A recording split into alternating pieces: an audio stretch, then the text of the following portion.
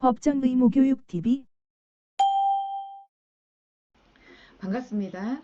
법정의무교육TV 서수정입니다. 법정의무교육과 관련해서 최근에 나오는 어떤 기사들, 사건들을 가지고 이슈 체크를 한번 해보는 시간을 가질 건데요. 제가 오늘 준비한 주제는 직장 내 괴롭힘과 관련한 사건입니다. 오늘 아침 제 눈에 띄었던 기사가 있었는데요. 바로 이거였습니다. 회의에도 부르지 않고 호칭은 야, 공기업 정규직이라 좋아했는데 라는 기사였어요. 무심코 지나갈 수도 있었는데 제 눈에 딱 들어왔던 그 단어가 있었어요. 네, 호칭은 야 라는 부분 있잖아요. 제가 직장 내 괴롭힘 예방교육 강의를 할 때 이 호칭에 대한 사례 쓰거든요. 그래가지고 어떤 내용인지 들어와서 보니까 아니나 다를까 직장 내 괴롭힘으로 볼만한 내용들이 좀 있어서 이번 이슈 체크로 준비를 해봤습니다. 제보자는 공공기관에서 인턴으로 일하다 정규직이 된 고졸 취업생의 어머니였습니다. 한국투자공사에서 입사 3년 만에 극단적 선택을 한 고졸 출신 20대 직원의 사연을 보도한 KBS 기사를 접한 뒤 제보를 결심했다고 기자에게 말했습니다. 그래서 이 사건도 궁금했어요. 그래서 잠깐 들어가서 봤는데요. 이 사건에는 이제 뭐 직장 내 괴롭힘이나 이런 부분에 대한 내용은 조금 나오지는 않더라고요. 그래서 제가 그냥 요 사건만 가지고 한번 볼게요. 이 두 기사 같은 경우는 고졸 직원의 차별이라는 부분에 어떤 공통적인 부분이 있기도 하는데요. 오늘 나온 기사, 여기서는 이제 차별적인 부분도 부분이지만 직장 내 괴롭힘의 어떤 행위들로 좀 볼 수 있는 이슈들이 좀 있어서 그걸 한번 우리 시청자분들께 말씀을 해드려야 되겠다라고 해서 가져왔습니다. 기사를 조금 더 볼게요. 6년 전 고등학교를 졸업하고 국립공원공단 인턴이 된 김모 씨, 컴퓨터나 회계 관련 자격증 등을 10개 정도 갖고 있고 국가직무능력 표준 시험도 봤습니다. 결국 66대 1에 높은 경쟁률을 뚫고 들어갔습니다. 2달 만에 능력을 인정받아 정규직이 됐고 18살 나이에 원하던 곳에 입사한 김 씨는 언젠가는 국립공원의 소장이 되겠다는 꿈도 있었습니다. 그런데 직장 생활은 순탄치 않았습니다. 하고 기사가 계속됩니다. 제가 기사 전체를 읽어드릴 수는 없고요. 이 기사가 이제 다 궁금하신 분들은 KBS 뉴스 홈페이지 가셔서 검색하시거나 아니시면 네이버에 한 번에 끝내는 법정 의무 교육 제가 운영하고 있는 블로그입니다. 여기 보시면 교육 관련 기사라고 해서 기사 이제 법정 의무 교육과 관련된 기사들을 이렇게 제가 좀 모아놓는 데가 있어요. 만약에 혹시 법정 의무 교육에 조금 관심 있으신 분들은 제 블로그에 이웃 추가를 해 놓으시고 제가 올려놓는 자료를 함께 보시면 좋을 것 같습니다. 제가 이번 기사의 이슈를 짚어드리기 전에 요거 먼저 말씀을 드려야 될 것 같아요. 직장 내 괴롭힘이 무엇인지 정의 들어갑니다. 직장 내 괴롭힘은 첫 번째, 직장에서의 지위 또는 관계 등의 우위를 이용하여 두 번째, 업무상 적정 범위를 넘어 세 번째, 신체적, 정신적 고통을 주거나 근무 환경을 악화시키는 행위가 직장 내 괴롭힘이다 라고 되어 있습니다. 직장 내 괴롭힘이 성립되기 위해서는요, 이 세 가지 조건을 다 충족해야지만 직장 내 괴롭힘이다 라고 할 수 있습니다. 자, 그럼 방금 전에 김모 씨의 사건과 직장 내 괴롭힘의 이 행위 요건 세 가지와 비교하면서 제가 말씀을 한번 드려볼게요. 자, 첫 번째, 직장에서의 지위 또는 관계 등의 우위를 이용한다 라고 했어요. 지금 국립공원 공단의 김 씨 같은 경우는 지위의 우위적인 부분이 맞게 있겠죠.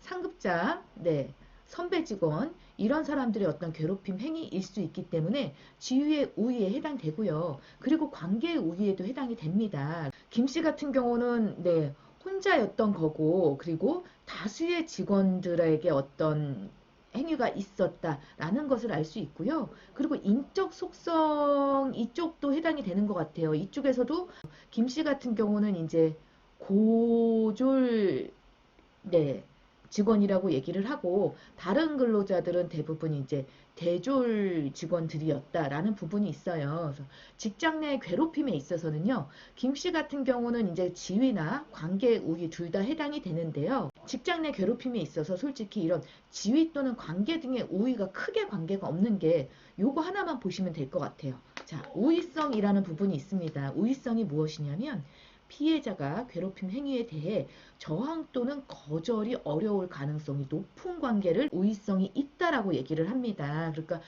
괴롭힘 피해에 대해서 피해자가 그 행위에 대해서 하지 마, 불편해 라고 거절할 수 없는 어떤 상태, 그것을 바로 그 행위자의 우위성이 발현되었다라고 할 수 있는 거거든요.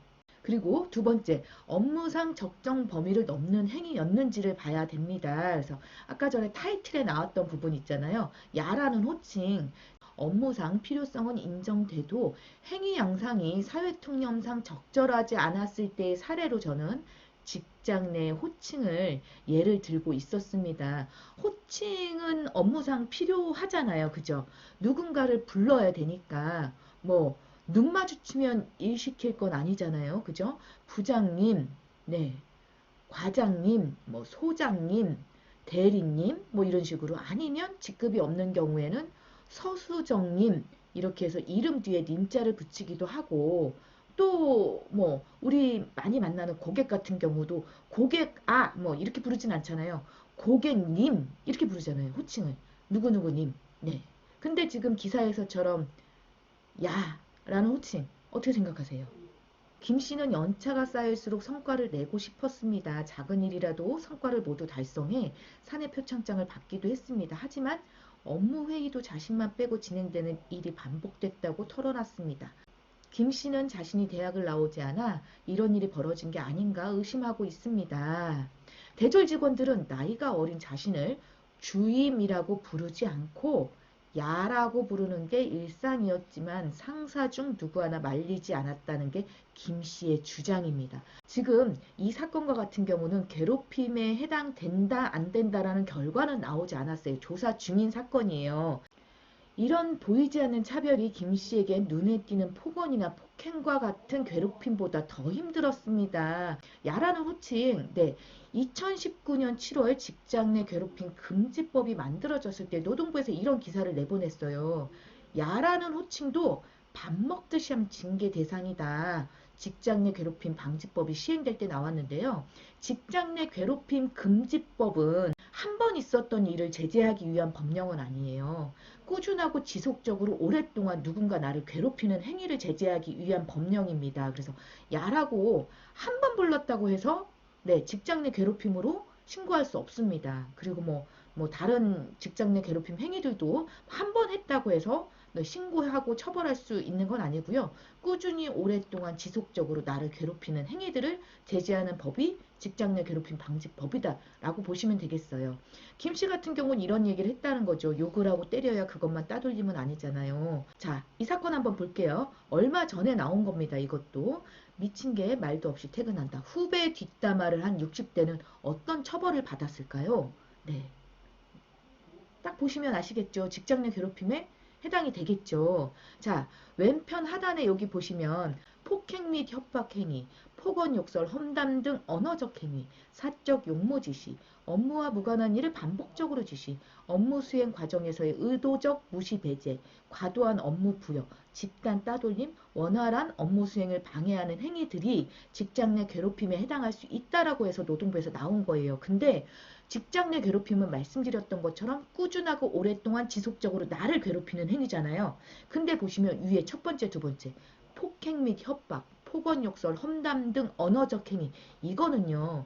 직장 내 괴롭힘에는 당연히 해당되겠지만 그거보다 더 센 거 뭐냐면 형법에 위배되는 행위입니다. 그러니까 경찰서로 신고할 수 있는 행위들이에요.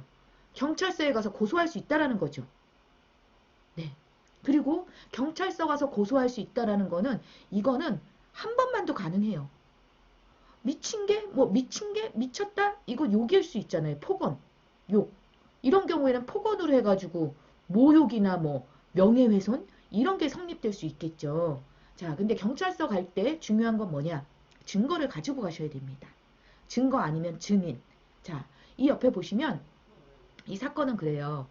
후배한테 1대1로 이런 얘기를 했다면 이거는 조금 다퉈볼 여지가 있습니다. 왜 그러냐면 증인이나 증거가 없을 수 있거든요. 근데 이런 경우에는 지금 이 사건과 같은 경우에는 후배한테 얘기한 게 아니고 후배가 없는 상황에서 제3자, 다른 직원들이 있는 자리에서 이 얘기를 한 거예요. 그럼 뭐예요? 증인이 있다라는 거죠. 자, 욕설을 한 적이 없다고 주장하지만 당시 현장에 있던 직원들이 증인으로서 범죄 사실에 부합하는 진술을 하고 있다라고 해서 이 가해자의 이 언행을 인정한 거죠. 네, 그래서 모욕 혐의로 해가지고 벌금 70만 원이 선고되었습니다. 그 사건이에요. 그러니까 방금 전에 보여드린 것처럼 김 씨가 이런 얘기를 하는 게 욕을 하고 때리면 차라리 증거를 수집할 수도 있겠다. 하지만 나를 보는 그 시선들은 증거로 담을 수가 없잖아요. 라고 하는 거예요. 어떻게 보면요. 직장 내 괴롭힘에 있어서 솔직히 우리 이런 폭언이나 욕설, 폭행 이런 일들은 일상적으로 나타나기 굉장히 어려운 직장 내 괴롭힘입니다. 그죠? 근데 방금 전에 김 씨와 같은 사건은 사업장에서 기업에서 나올 수 있지 않을까. 근데 그게 김 씨의 주장처럼 피해 사실을 굉장히 입증하기도 힘들고 이런 거를 솔직히 제재를 해야 되는데 판단하기가 쉽지 않다라는 부분이 있습니다. 그렇기 때문에 김 씨 같은 경우도 지금 주장을 하였으나 이게 아직 괴롭힘이다, 아니다 이런 판결이 나오지 않기도 했고요. 자, 이런 일이 계속되자 휴직이나 사직하겠다는 뜻까지 여러 차례 밝혔지만 돌아온 건 잦은 인사 발령. 김 씨는 보통 3년에서 5년마다 있는 인사 이동을 퇴직 전 2년 동안 4차례 겪었습니다. 좀 많긴 하네요. 그죠? 이 인사 이동 같은 경우 있잖아요. 간혹 가다가 지방 발령, 본인이 원하지 않는데 지방 발령이 나서 이거를 괴롭힘으로 신고할 수 있냐, 요런 사건에 대한 상담도 이런 노무사를 통해서 들어오기도 하거든요. 근데 우선은 회사에서 하는 인사 이동, 인사 발령과 같은 경우에는 내가 납득하지 않더라도 우선은 따라야 하는 게 맞다라고 얘기를 해요. 회사에서 인사 발령이 나왔을 때 그거를 따라가지 않고 그거를 거부한다 하면 또 그게 이제 근로자한테 불리하게 작용할 수 있다라고 얘기를 하더라고요. 그래서 우선의 인사 이동 같은 경우는 네, 내가 납득되지 않더라도 이거 회사의 어떤 발령에 따라야 하고 그 이후에 네, 부당하다라고 생각하면 그거를 정식으로 문제 제기를 해야 된다라는 부분 좀 말씀드려 봅니다. 김 씨는 차로 30분 이상 떨어져 있는 다른 분소로 당일 인사발령 통보를 받기도 했고 자주 바뀌는 동료와 업무에 적응은 더 힘들었다고 말했습니다. 퇴직 직전엔 야영장 청소 업무로까지 발령나자 입사 5년 만에 스스로 회사를 나올 수밖에 없었습니다. 하고 나와요. 그러니까 지금은 퇴직한 상태인 것 같아요. 전체적으로 기사를 보면서 조금 안타까웠던 부분, 아쉬움이 남는 부분이 이거거든요. 이 퇴직을 하고 직장 내 괴롭힘으로 문제 제기를 하기 했다라는 부분이죠. 그래서 퇴직을 하기 전에 문제 제기를 이제 회사에 있을 때, 직장에 있을 때 문제 제기를 한번 해봤으면 어땠을까? 그 문제가 처리되는 과정을 보면서 퇴직을 해도 늦지 않았을 텐데 하는 약간의 아쉬움이 좀 남았습니다. 자, 직장 내 괴롭힘과 성추행이 의심된다. 네, 조사를 했는데 해당 직원들은 사실 무근이라고 얘기했다고 합니다. 일부 직원들의 직장 내 괴롭힘도 의심됩니다. 업무의 특성상 2인 1조로 순찰을 하는 경우들이 종종 있었는데 이때 성추행을 당한 경험 등도 있다고 김 씨는 주장했습니다. 현재 여기에 나온 모든 기사의 내용은 제보자의 입장에서 우선은 기사가 쓰여졌다. 근로복지공단은 직장 내 괴롭힘과 성추행 관련 조사도 진행하고 있는데 지목된 당사자들은 모두 해당 사실을 부인하고 있습니다. 여기서 제가 이제 의구심이 드는 부분이 하나가 이거였어요. 근로복지공단에서 왜 조사를 하고 있을까? 라는 부분이었거든요. 근데 이거에 대한 정답은 이제 뒤에 나옵니다. 왜 근로복지공단이 조사를 했는지. 네. 직장 내 괴롭힘의 세 번째 행위 요건, 신체적, 정신적 고통을 주거나 근무 환경을 악화시키는 행위여야 한다라는 부분이 있습니다. 근데 그게요, 피해자의, 지금 김 씨가 주장하고 있는 거잖아요. 피해자의 주장만으로는 괴롭힘이 성립되지 않습니다. 네, 이것 때문에 그래요. 피해자가 실제로 신체적, 정신적 고통을 받았거나 근무 환경이 악화되었다라는 어떤 결과가 발생돼야 돼요. 실제라는 부분은 뭐예요? 병원 진단서가 있어야 합니다.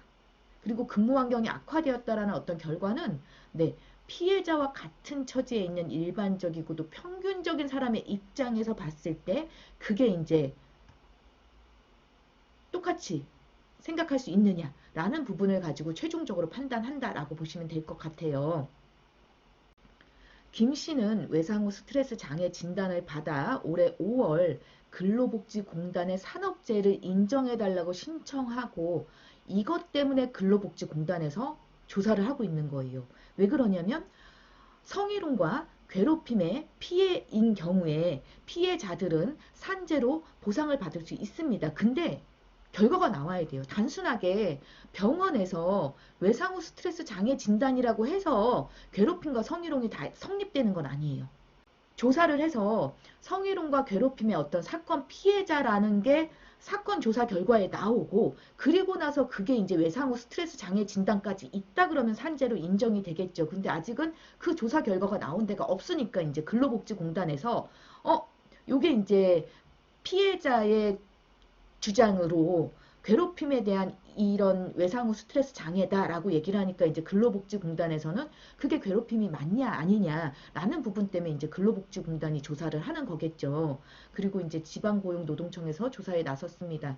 하지만 조사는 아직 진행 중입니다. 저는 근로복지공단에서 먼저 노동청이나 회사보다 먼저 근로복지공단이 과연 괴롭힘의 어떤 피해를 인정해 줄 것인가에 대한 부분은 어떤 퀘스천으로 남고 있습니다. 자, 볼게요. 노동청은 1차 조사에서 직장 내 괴롭힘과 나이, 학력, 차별 정황 등에 대한 조사를 국립공원공단에 맡기고 보세요. 제가 오늘 이슈 체크에서 제일 말씀드리고 싶었던 부분이 이거예요, 솔직히. 네. 노동청은 1차 조사에서 이 부분 있잖아요. 많은 피해자들이 관과하고 있는 사실이 있어요. 뭐냐면 직장 내 괴롭힘을 노동청에 신고를 하면 노동청이 나의 어떤 피해에 대해서 서프라이즈하게 조사를 해결을 해줄 것 같다는 어떤 환상을 가지고 있거든요. 근데 절대 그렇지 않습니다. 노동청은요, 직접 조사를 하지 않아요. 웬만한 사건의 경우에는 직접 조사를 하지 않아요. 신고가 들어오면요, 이 사건에 나오는 김 씨 같은 경우는 퇴직을 하고 이제 노동청에 이걸 신고를 한 거예요. 제 생각엔 근로복지공단에 먼저 산재 신청을 한 것 같긴 한데, 근로복지공단에서 얘기를 했겠죠. 이게 괴롭힘의 어떤 결과가 있냐 없냐. 없으면 이제 이거에 대해서 괴롭힘 신고를 해라 라고 어떤 조언을 했을 수도 있고요. 그래서 노동청에 신고를 했겠죠. 괴롭힘에 대해서 신고를 하면요, 노동청은 조사를 하지 않아요. 이 조사의 1차적인 책임은 사업장에 있습니다. 사업주한테 있어요. 그렇기 때문에 신고가 들어오니까 노동청이 국립공원공단에 이제 연락을 한 거예요. 국립공원공단에다가 니네 회사에서 근무하던 근로자 김 씨가 직장 내 괴롭힘으로 신고를 했으니 그 사건을 가져다가 니네가 조사를 해서 우리한테 보고를 해라 라는 게 이게 업무 프로세스입니다. 그러니까 노동청에 신고하면 노동청이 우리 회사를 조사해 주겠지? 절대 아니라는 거예요. 네. 다시 사업장에 얘기를 한다. 그래서 사업장에서 조사를 한다. 기사에 보시면 그렇잖아요. 이 조사 결과로 가름했대잖아요. 노동청 1차 조사는 직접 조사한 게 아니다. 국립공원공단에다 사업장에 연락해서 사업장에서 한 조사를 가지고 가름했다라는 부분이에요. 노동청이 인용한 회사의 조사 결과는 업무상 불이익이나 직장 내 괴롭힘, 성추행 등이 모두 없었다는 내용이었습니다. 앞에서 보여드렸죠. 상급자들이 사실무근이다 이렇게 얘기했잖아요. 네. 공단 측은 적은 업무를 준 건 어린 나이에 적응을 어려워하는 김 씨를 배려하기 위한 차원이었고 인사 이동 전 의사를 물었다고 밝혔습니다. 청소 업무의 경우 정당한 인력 재배치라고 설명했습니다. 네. 하지만 취재가 시작되자 노동청은 국립공원 측의 자체 조사 결과가 부실하지 않냐는 지적에 대해 인정했습니다. 회사 조사 결과를 받았을 때 꼼꼼히 조사가 이루어졌다고 보기 어려웠고 상세한 내용을 알 수 없었다라고 밝혔습니다. 그럼 회사 조사 결과를 받았을 때 얘기했어야 되는 거잖아요. 근데 이제 와서 네. 취재가 시작되니까 이제 와서 네. 그러면서 진정인이 원할 경우 본인들이 직접 조사에 나설 수도 있다고 해명했습니다. 네. 국립공원 측도 해당 사건에 대해 다시 조사를 시작했다며 목격자 등의 범위를 넓혀 더 깊이 있게 조사를 진행 중이라고 밝혀왔습니다. 라고 했습니다. 이 사건과 같은 경우는 이제 피해자 김 씨가 네, 노동청에 이제 신고를 하고 1차 조사에서는 이제 사실무근이다라고 얘기가 나왔지만 네, 취재가 시작되니까 이제 꼼꼼히 조사를 다시 하겠다라고 지금 되어 있는 현재 진행 상태예요. 그래서 이 결과가 어떻게 나올지는 제가 조금 더 관심 있게 보고 필요한 경우엔 다시 이슈 체크를 찍어 드리거나 아니면 블로그나 이런 쪽을 통해서 후속 기사를 좀 올려드리도록 하겠습니다. 그리고 제가 전체적인 기사에서 제일 안타까웠던 부분은 이런 일들로 인해서 이 김 씨가 굉장히 많은 뭐 스트레스를 받았겠지만 네, 회사를 그만둔다고 이 모든 게 해결되는 건 아니잖아요. 그래서 퇴직을 하기 전에 이런 부분에 대해서 정식으로 문제 제기를 한번 해보는 게 어땠을까라는 생각을 합니다. 근데 우리 직장 생활하면서 이런 사건을 만나기는 좀 쉽지 않을 수도 있잖아요. 그렇기 때문에 많은 분들이 어떻게 대응해야 되는지를 잘 모르고 계신 분들도 많아요. 특히나 이번 김 씨 같은 경우는 그 고졸이었잖아요. 그러니까 다른 직장 경력이나 사회생활 경력이 없던 친구였던 것 같아요. 그렇기 때문에 혼자 전전긍긍하다가 요렇게 진행이 된 것 같은데, 네, 저는 이런 상황에서는 피해자분들이 외부의 어떤 도움을 좀 받으시는 게 낫지 않나라는 생각을 합니다. 뭐 도움을 받았을 수도 있겠지만 그래서 혼자 대응하기보다는 어떤 전문가들의 상담과 도움을 받고 대응해 나가는 게 낫지 않겠나라는 말씀을 드리고요. 대표적으로 어떤 곳에 도움을 받을 수 있을까라는 부분을 말씀드려 볼게요. 고용노동부에도요, 이런 괴롭힘에 대해 상담하는 어떤 상담센터가 있습니다. 고용노동부랑 상담하시는 것도 신고 말고요. 상담을 먼저 하시고 어떻게 대응할 수 있는지를 상담을 하시고 조언을 받으시는 것도 좋고요. 아니면 이런 민간단체 있잖아요. 직장 내 괴롭힘 금지법이 만들어지고 나서 제일 바쁜 데가 여기 아닐까라는 생각을 하거든요. 직장갑질 119라는 이 단체에서는 상담도 하고 같이 어떤 대응도 해주는 것으로 알고 있고요. 아니면 전문 노무사들의 도움을 받는 것도 좋습니다. 저희랑 같이 일하는 종로 노무사 신동원 노무사님도 계시거든요. 이분 같은 경우는 뭐 강의나 컨설팅도 많이 하고 있지만 괴롭힘과 관련한 어떤 노무 관련 뭐 사건 처리도 굉장히 많이 하시고요. 기업들의 자문도 많이 하고 계십니다. 괴롭힘에 대한 사건의 판단에 있어서 자문 역할도 굉장히 많이 하고 계세요. 뭐 이분이 아니더라도 노무사나 네, 이런 전문 단체의 도움을 받고 네, 대응을 해 나가시는 게 아마 힘이 좀 되지 않으실까라는 말씀을 좀 드립니다. 자, 오늘 제가 준비한 이슈 체크는 여기까지였고요. 혹시 영상의 내용이 도움이 되셨다면 좋아요 부탁드리고요. 법정 의무 교육 관련해서 최근에 어떤 뉴스, 기사, 어떤 영상, 컨텐츠 등을 바로바로 받아보시고 싶으신 분들은 구독까지 부탁드립니다. 지금까지 법정 의무 교육 TV의 서수정이었고요. 영상 끝까지 들어주셔서 감사합니다.